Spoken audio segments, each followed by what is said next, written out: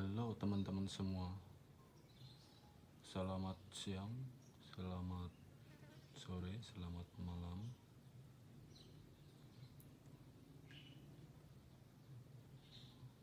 Assalamualaikum warahmatullahi wabarakatuh. Kembali lagi di channel saya, channel yang akan mengulas tentang budidaya lele. Kali ini saya akan berbagi tips atau pengalaman tentang kiat-kiat sukses atau kunci sukses dalam budidaya lele untuk pembesaran.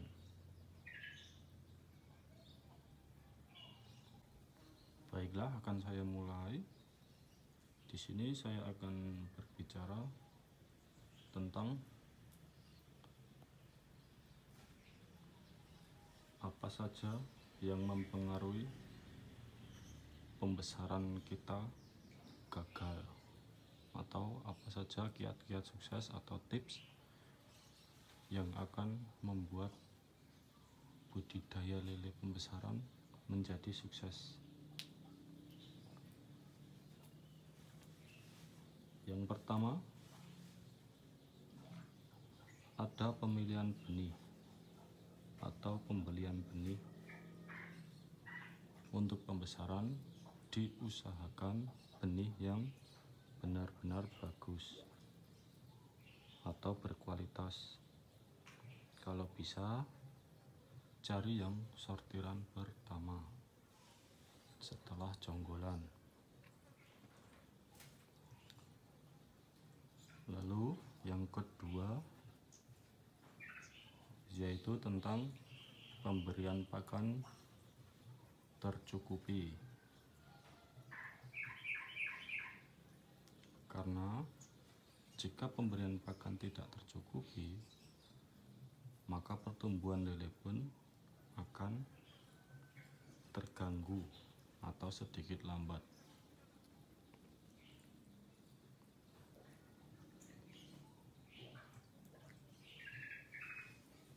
Dan ada lagi tipsnya, yaitu nomor 3 tentang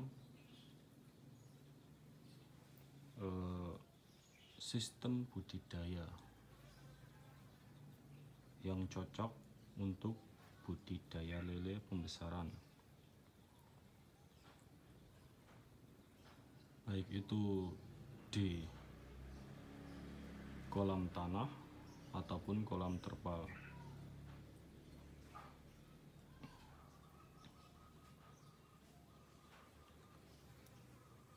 Di sini saya hanya mengetahui beberapa sistem saja.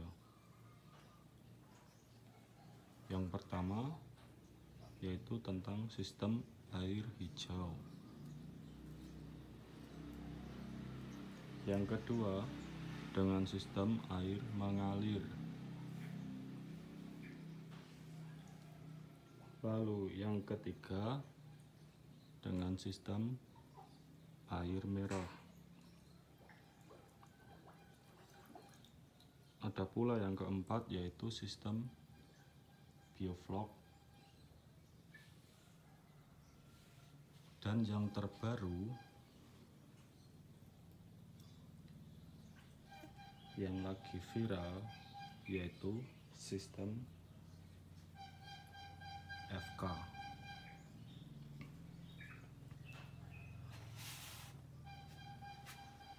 Kali ini dalam sistem ini akan mempengaruhi keberhasilan pembesaran budidaya lele Anda semuanya.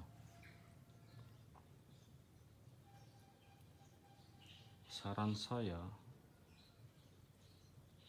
Anda dalam pembesaran lele hanya terfokus pada satu sistem saja, entah itu air mengalir, entah itu air hijau, entah itu air merah, dan seterusnya. Cukup fokus dalam satu sistem saja. Itu saran saya. Jangan pernah ganti-ganti sistem.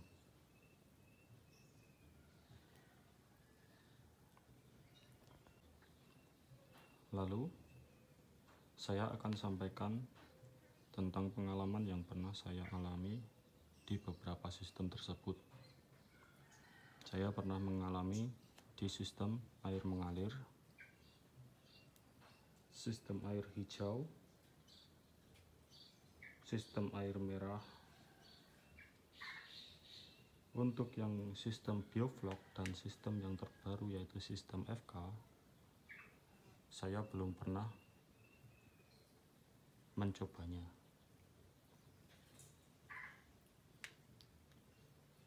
Di sini saya akan membuat pandangan untuk Anda semua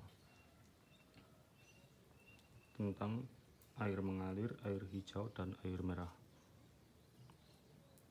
Karena untuk bioflok dan sistem FK, saya belum pernah mencobanya. Untuk sistem air mengalir, ada kelemahan dan kekurangannya. Akan saya bahas terlebih dahulu tentang kelemahannya, yaitu air akan boros. Dan dalam sistem air mengalir, Anda harus paham terlebih dahulu kualitas air yang ada di daerah Anda masing-masing. Jika Anda belum paham dengan kualitas air masing-masing, maka jangan gunakan sistem air mengalir. Karena jika kualitas air nggak bagus dalam wilayah Anda, maka akan mempengaruhi pertumbuhan pembesaran tersebut. Nanti ikan bisa sakit dan lain sebagainya. Untuk kelebihannya di sistem air mengalir, yaitu bisa pada tebar karena oksigen dalam air tersuplai dengan baik.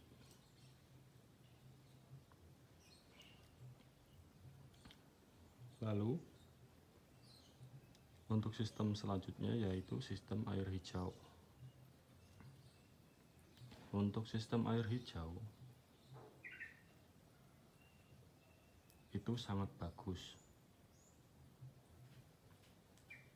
Kelebihan dan kekurangannya, yang pertama tentang kekurangannya yaitu tidak bisa tebar terlalu padat. Ada volume tebar atau kepadatan tebar tertentu yang harus Anda perhatikan. Contoh, setiap 1 meter persegi maksimal tebar 100 ekor saja.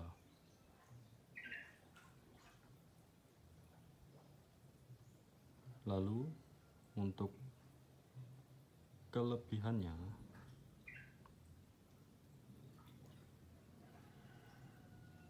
saat air hijau biasanya dan tebar nggak terlalu padat, itu biasanya lebih ngirit di air karena air bisa dipakai seterusnya.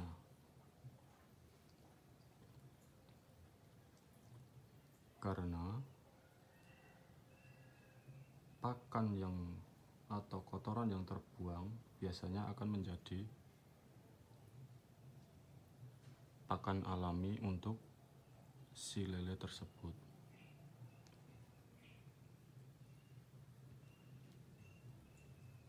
Lalu kita berlanjut di sistem air merah atau RWS.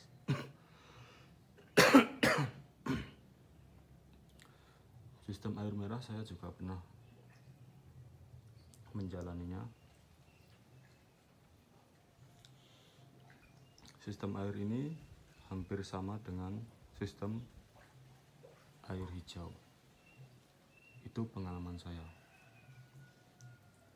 Antara sistem air merah dan sistem air hijau itu hanya tergantung selera saja, karena kepadatan tebar itu harus sama, nggak boleh terlalu padat.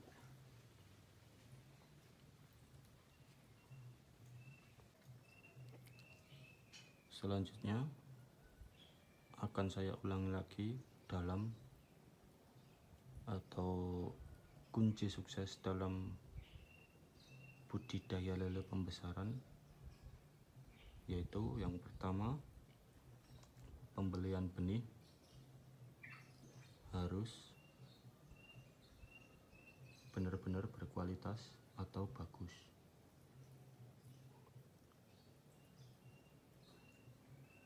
Yang kedua,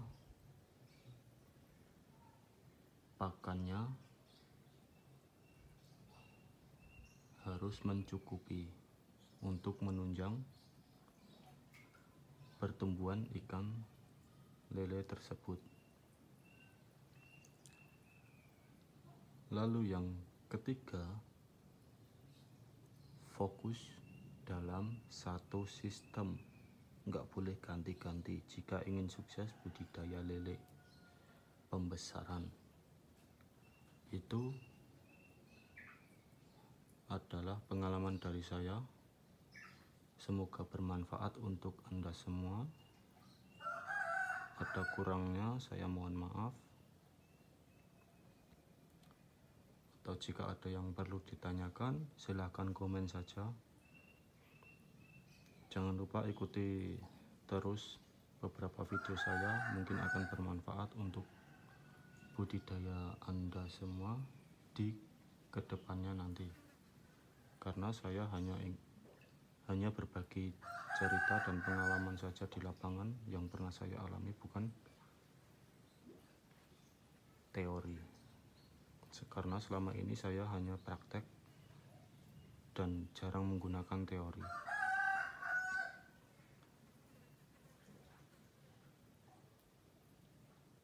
Oke, jika ingin mengikuti video saya selanjutnya, silahkan subscribe terlebih dahulu atau aktifkan tombol loncengnya.